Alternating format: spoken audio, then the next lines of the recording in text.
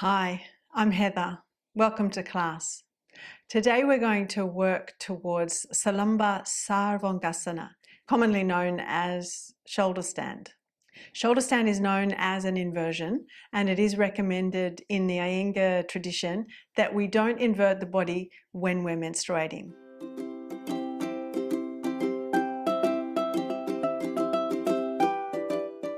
Before we begin, if you find this video helpful, be sure to like and subscribe.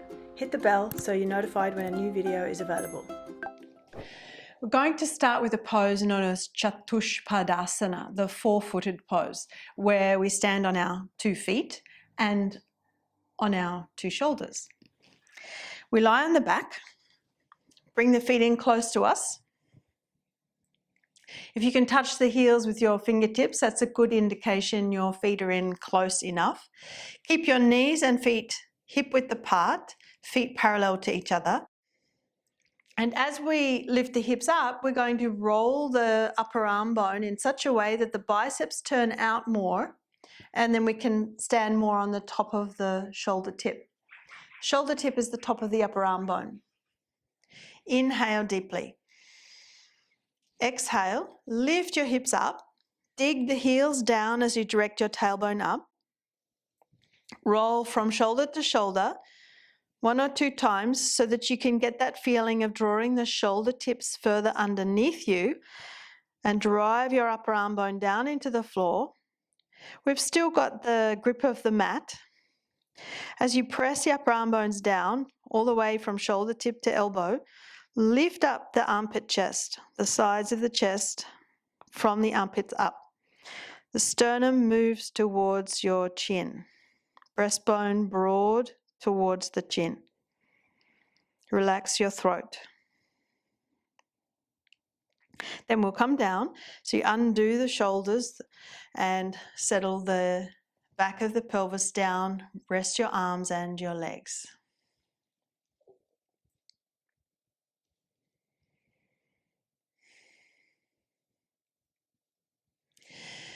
Then roll over to the side, come to sit up, and we'll bring 2 blocks into place for the feet. Place your blocks flat on the floor, hip-width apart. Again, come to lie on your back with your feet on the blocks, and if your toes are willing, take your toes up the wall. Scoot the buttocks in as close to the blocks as possible. Lie back, and again, we'll start with the grip of the mat, the hands holding the outer edges of the mat near the hips. Watch how the knees might want to flare out to the sides. Can you contain the knees to hip width by directing the inner thighs down towards the floor as you lift up the hips? Inhale. Exhale. Lift your hips up. Direct the inner thighs down so you're containing the knees, hip width apart. And then we step from one shoulder to the other, rolling the biceps out, standing on the tops of the shoulders. And here with the height under the feet, it may give us more of a feeling of being able to lift the hips up and correspondingly lift the chest. Now, bend the elbows to a right angle and dig your upper arm bones into the floor. Fingers are pointing up towards the ceiling. As you dig the upper arms into the floor, again, lift the sternum, move the breastbone, the sternum, towards your chin, and draw the armpit chest up, vertically up. Then release the hands to the floor, undo the tuck of the shoulders, come down, have a rest. Again, relax your arms, your shoulders, and your legs.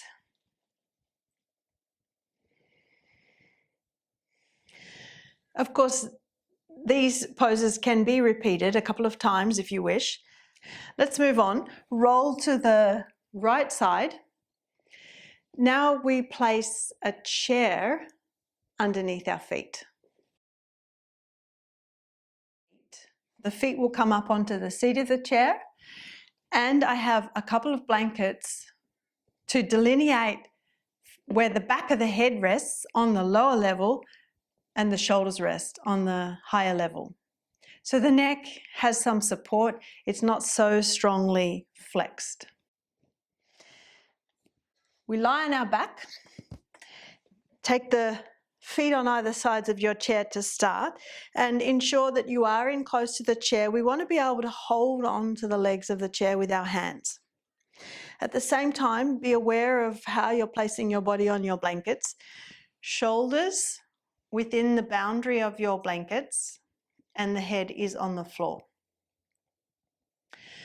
Catch the legs of the chair and perhaps you start with your feet on the arms of the chair if you feel it's difficult to bring the heels onto the seat of the chair. You'll note I'm starting with my head lifted, so it's not such a strain on the neck. Sometimes the head wants to pull back, it's uncomfortable until we lift the hips up. Inhale. Dig the feet into the chair as you exhale. Lift the hips. Walk the feet in closer to you on the seat of the chair. As we're lifting the hips, roll the shoulders under, biceps turn out. We come to stand more on the tops of the shoulders and the shoulder blades are lifting up the back. Drive the upper arm bones down into the blankets to give lift to the chest. Breastbone towards the chin and the chin softens towards the chest. Notice if there's any gripping in the throat. Can you relax there? All the while, upper arm bones are pressing down, lifting the chest, and we're gripping the buttocks, gripping the thigh muscles. We feel the quadriceps, but we also want to grip and activate the hamstring muscles. And we can undo the tuck of the shoulders, come down and have a rest. As you have a rest, slip your shoulders off your blankets so head and shoulders come onto the same level and the legs can rest on the chair seat.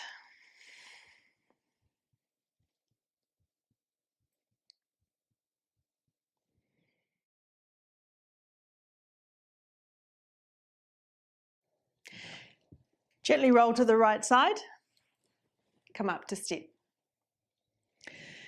We move on and instead of using the chair, we'll place the feet on the wall.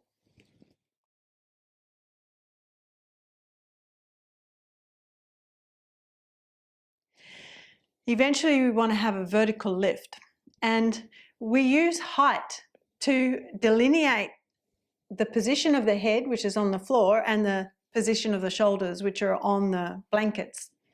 This prevents us from straining and overstretching the neck.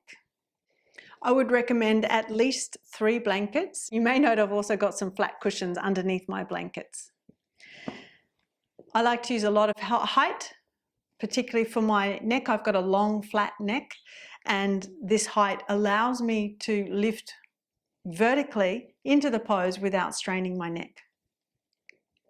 I've also placed 2 blocks to act as a spacer between my blankets and the wall, but they will also offer support for the back of my hips when I start with the legs up the wall. We're going to use a strap around the elbows behind the back. If you make a loop in your strap so that it is your shoulder width, let's see if we can put it around behind our back, above our elbows. And if you find that reasonably easy while you're upright, it shouldn't be too much of a problem when you come upside down. However, if you do find it difficult to do that while you're upright, it may be worthwhile widening that loop. One of the reasons we use a strap is to help guide the position of the elbows, to keep them contained within our shoulder width, which helps gives us more lift in the pose. Place the strap just above the elbow crease of one arm.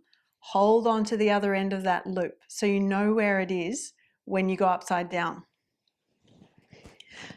Take your legs up the wall.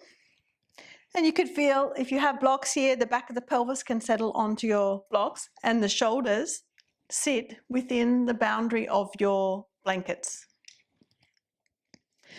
When I lift the hips, I will take my head back to the floor. I'm holding the other end of the strap, so as soon as I lift my hips up, I'll place the strap around behind the back. Press the feet into the wall and take care your shoulders don't slide off your cushions. As soon as you start lifting your hips, you can walk your shoulders back towards the wall. The head comes onto the floor. We walk the shoulders back towards the wall so they stay on our blankets. Place the strap around the other elbow, behind the back. Interlock your fingers, pull the hands towards the floor and roll your shoulders underneath you. So you're standing on the tops of the shoulders. Then, as you press the feet into the wall, move the hips forward. So you're intending to bring your hips vertically atop the shoulders. Bend the elbows, dig the upper arms into the floor as you point the fingers up towards the ceiling. As you drive the entire length of the upper arm bone into the floor, feel that helps give the rebound effect of lifting your side chest up. Armpit chest lifting vertically up. Breastbone lifting vertically up. Then you can place your hands on your back ribs. If your hips are not pressing forward enough, you might find that your hands only reach to your hips or your buttocks. Do your best to press the hips forward. Again, roll the shoulders underneath you so you're standing on the tops of the shoulders. Then the hands can come lower down the back towards your shoulders.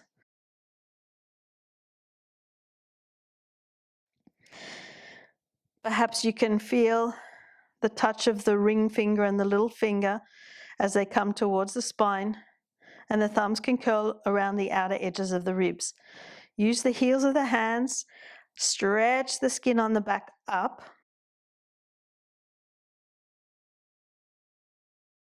Relax your throat.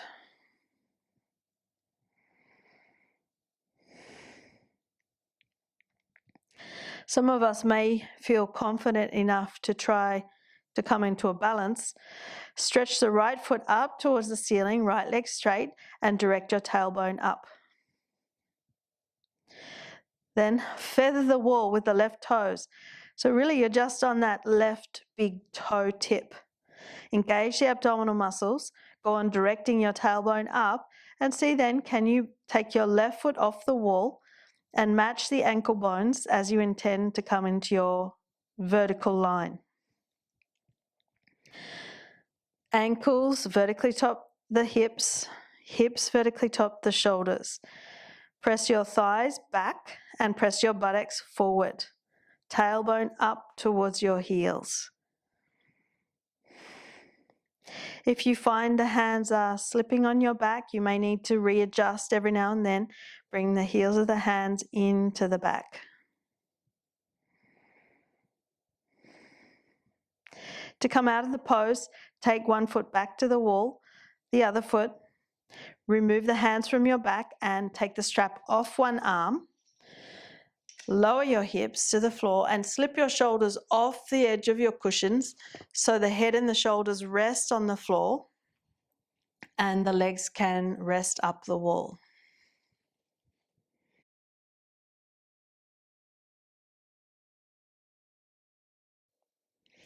Then bend your knees. Carefully roll over to the right side and come off your support. It can take time and practice to develop the strength to be able to sustain that vertical lift, but we keep chipping away. That's it for today. Thanks for joining me.